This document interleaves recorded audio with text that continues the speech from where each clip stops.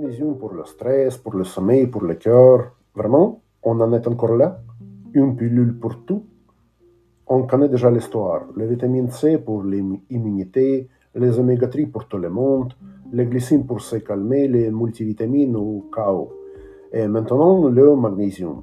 Soyons sérieux. Une vraie carence en magnésium, cliniquement significative dans la population générale, c'est quelques pourcents, pas la moitié de la population.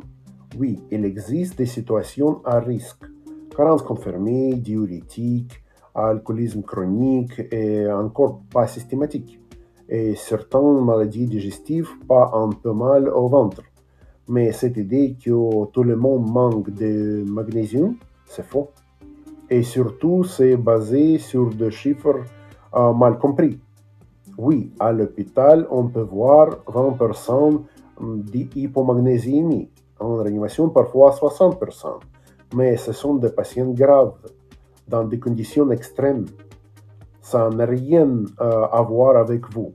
Le magnésium ne traite pas le stress, ce n'est pas un somnifère, et ça ne protège pas votre cœur si vous êtes en bonne santé.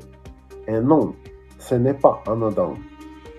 Un excès peut entraîner diarrhée, hypotension, fatigue et parfois, surtout en cas d'insuffisance rénale, des troubles de la conduction cardiaque.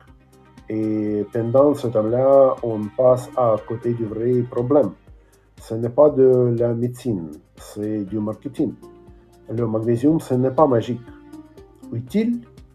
Parfois, mais seulement quand c'est indiqué. Moins de compléments, plus de médecine.